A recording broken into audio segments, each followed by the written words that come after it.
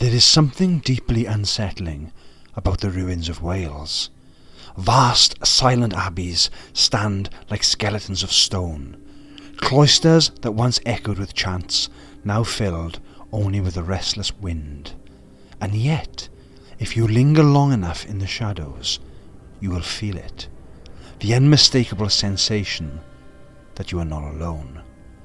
For centuries, countless witnesses have spoken of ghostly monks drifting through these ancient ruins. White-robed figures, hooded shadows, entire processions of chanting phantoms carrying flickering torches, only to dissolve into thin air. Today we step inside these sacred ruins and ask, why do these monks still walk? Why have their spirits endured for centuries? And what is it about Wales that makes these monastic ghosts so powerful, so persistent, and so chilling? If you're drawn to the haunted corners of history, if you crave chilling stories and real accounts from the darker side of Wales, then make sure you like this video, subscribe and hit the bell notification so you never miss one of our journeys into the shadows.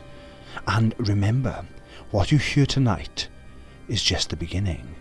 If you dare to walk with us in person, to feel the cold air shift around you in the ruins themselves, then maybe join us on one of our tours where history and hauntings collide. To understand the spirits of the monks, we must first understand their lives. Monks in Wales were not just holy men. They were the backbone of culture, society and learning. Their prayers structured the day, their manuscripts preserved knowledge, and their abbeys shaped the very landscape of this country. The story begins as early as the 5th and 6th centuries, in what historians call the Age of Saints. Figures like Saint David, the patron saint of Wales, Saint Illtyd and Saint Tylo founded small communities. These were not vast stone abbeys, but humble wooden and stone enclosures, often in remote valleys or rugged hills. Their way of life was austere. Long fasts, strict prayer, manual labour and a spiritual rhythm in tune with the land itself. Celtic monks were distinctive. They shaved the front of the head rather than the crown, and they calculated Easter differently from Rome, creating tensions that echoed across Britain until the Synod of Whitby in 664 tried to unify practices. By the 12th century, Wales saw the arrival of powerful continental orders. The Benedictines, known as the Black Monks, followed the rule of Saint Benedict. Their black robes and strict devotion made them symbols of discipline. The Cistercians, or White Monks, founded Tintern Abbey in 1131, Margam in 1147, and Strata Florida in 1164.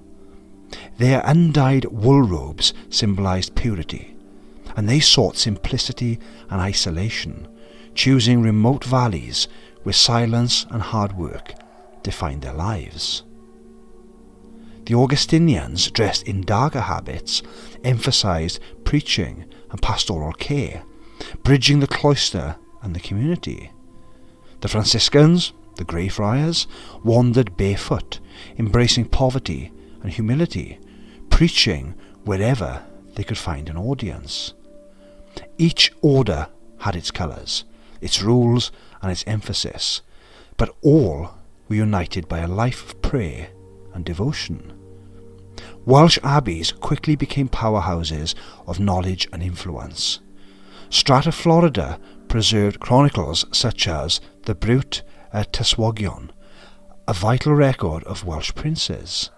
Neath Abbey was a centre of technological innovation, pioneering water-powered mills, and Margam Abbey held a copy of the Domesday Book.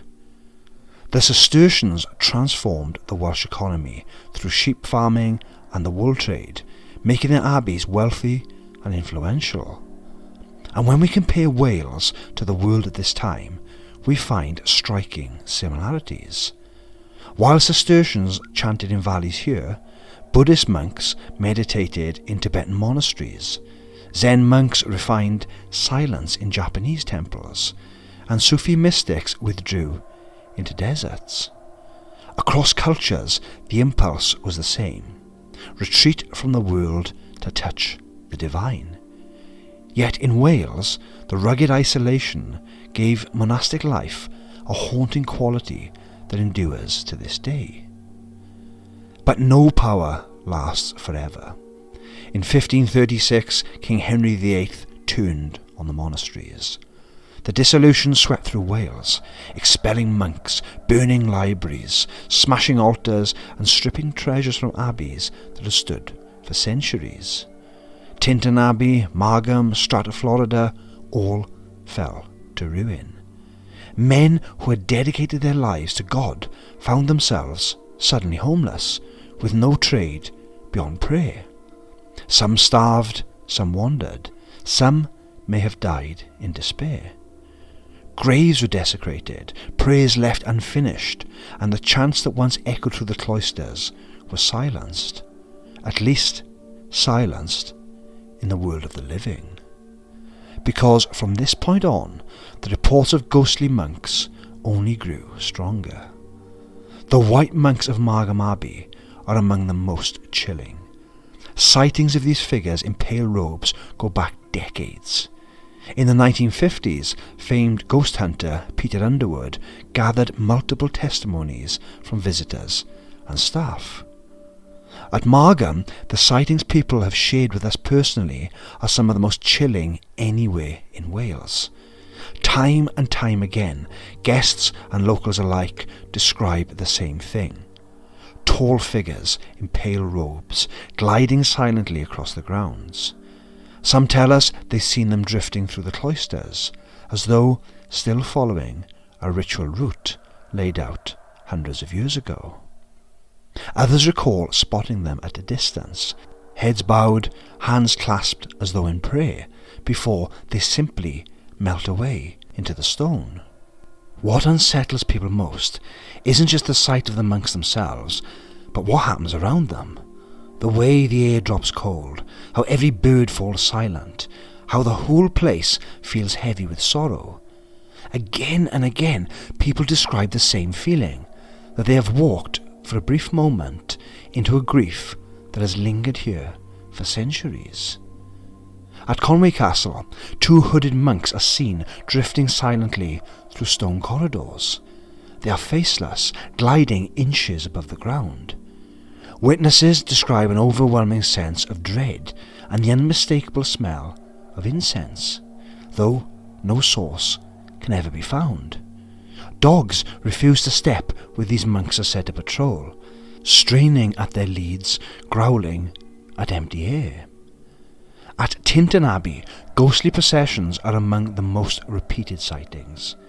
Entire lines of monks carrying torches walk solemnly through the nave, yet they vanish before reaching the choir. Photographs taken claim to show shadowy, hooded shapes in perfect rows, decades apart with no explanation. Custodians have spoken of kneeling monks in prayer who disappear the moment anyone approaches. Tintern Abbey has long stirred the human imagination, not just for its beauty, but for the uncanny weight that hangs in its ruins. In 1798, the poet William Wordsworth stood not far from these walls and wrote lines written a few miles above Tintern Abbey. In that poem he spoke of the way the abbey filled him with tranquil restoration, of how the ruins seemed to whisper of memory, of time, of loss. But Wordsworth only captured part of the truth. For many who stand within the crumbling Gothic arches, the feeling is anything but tranquil.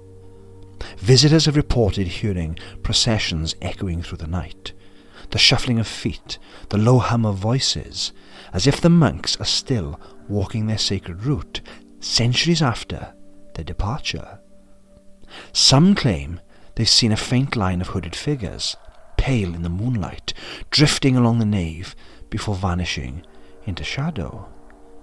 What Wordsworth sensed as a profound spiritual presence, countless others have felt as something heavier, something restless. Where he found inspiration, many have felt fear. The difference may be nothing more than perspective. Perhaps he caught the echo of the monks in a gentler mood, while others have glimpsed them in their anger, replaying the routines they were never allowed to finish. And at Strata, Florida, famous as the burial place of Welsh princes, chanting is often heard. Some describe it as Latin hymns, others as low moans, but it always comes from empty air. Paranormal investigators have recorded clear chanting when the ruins were deserted, the sound echoing as though from the stone itself. Monks dominate Welsh hauntings, shadows gliding across cloisters, distant chants carried on the wind, hooded figures standing silently, watching. But why do they linger?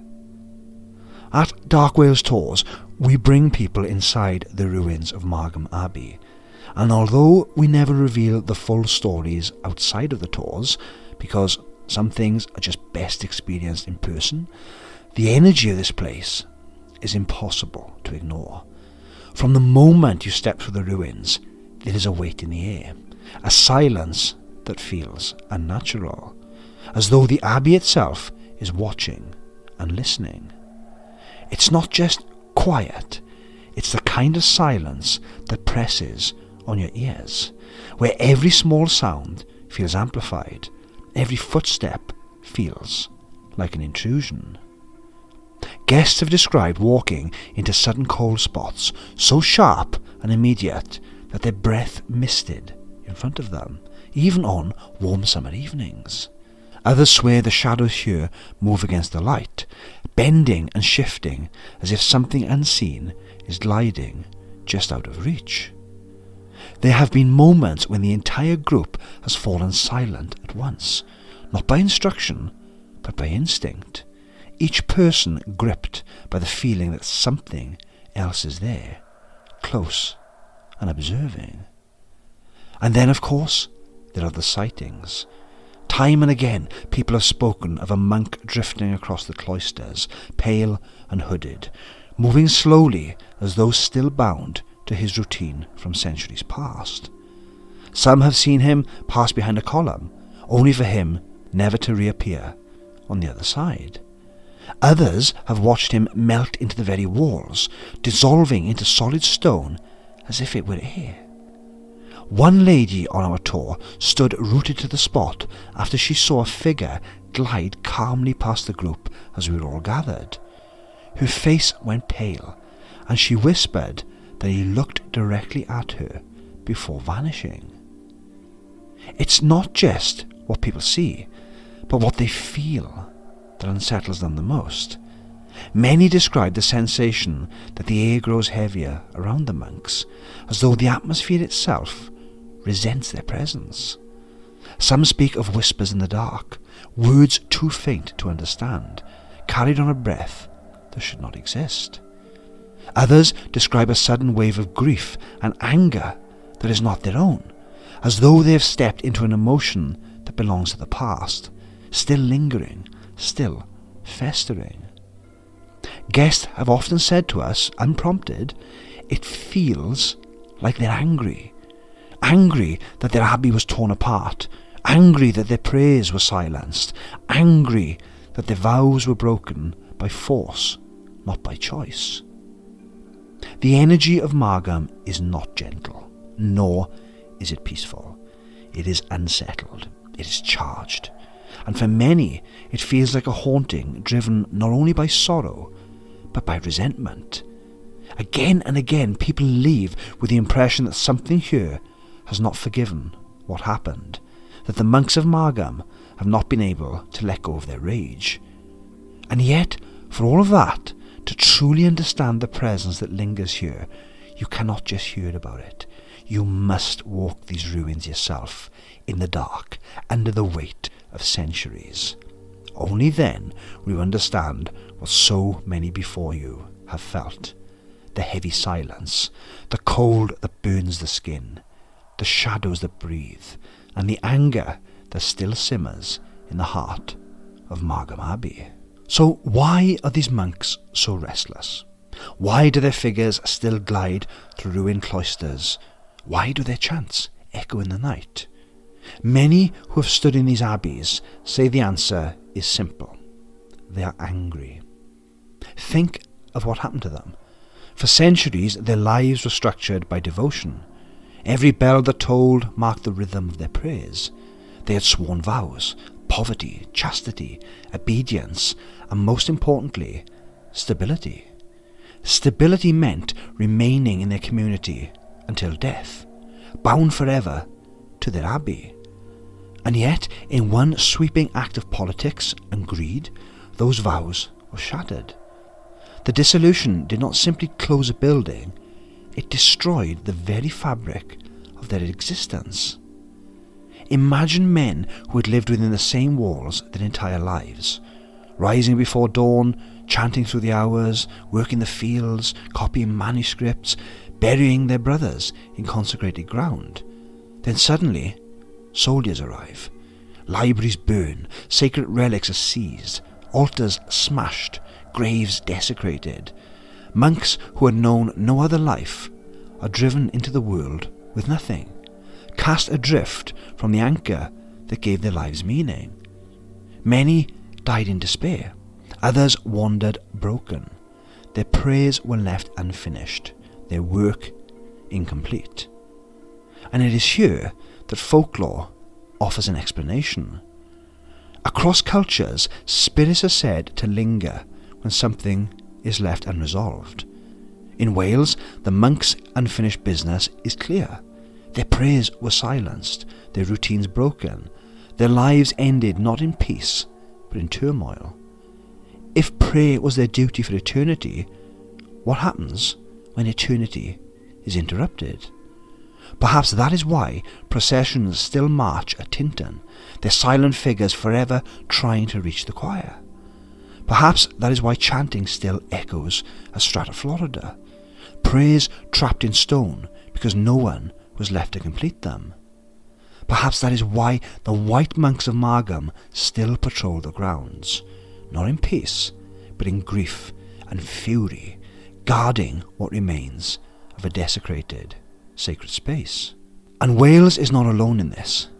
In France, the ruins of Abbey are said to be haunted by monks still processing through the cloisters at night, their habits pale against the darkness.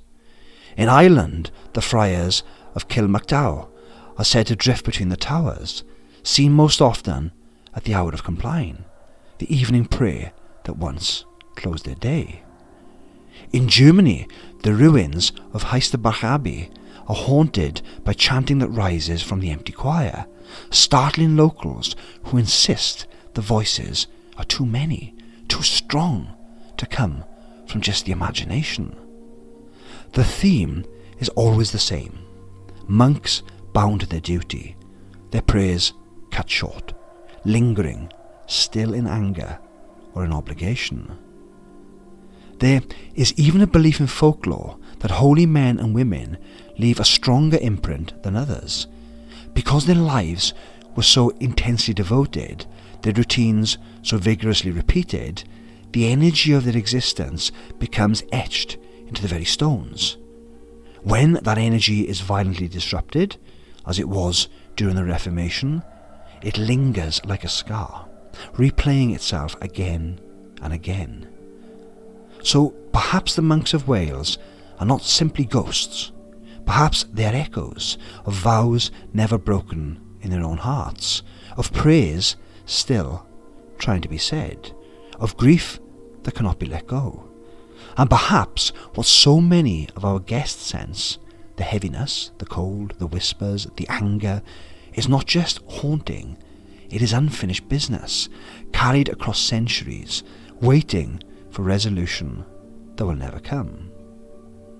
Skeptics will say there are logical explanations. Pareidolia makes us see hooded figures in shadow.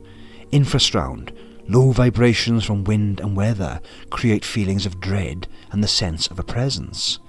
Our own expectations prime us to see monks in ruins because we know their history. Science explains a lot, but not everything. It does not explain disembodied voices. It does not explain identical sightings across the centuries, reported by people who never knew each other. It does not explain processions moving in formation, torches flickering in the dark. Throughout history, religious figures have been symbols of devotion, discipline, and sanctity. Monks in their austere robes, nuns in their habits, were meant to represent order, morality, and a connection to the divine. Their lives were structured by prayer, obedience, and ritual, and their very presence carried authority and gravitas. Yet, perhaps because their lives were so regimented, so removed from the ordinary world, they have long fascinated storytellers and frightened audiences. There is something inherently unsettling about a figure in a habit or robe moving silently through a shadowed corridor.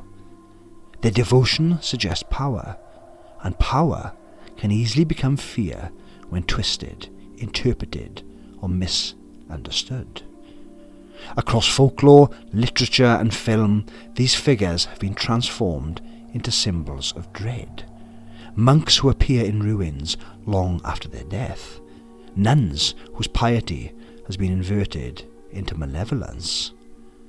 And when we talk about religious figures in horror, one of the most famous examples is the nun. Of course, it's important to note that a nun is not a monk, obviously. Monks are men devoted to monastic life, living in abbeys and following strict routines of prayer and work, while nuns, their female counterparts, are in convents.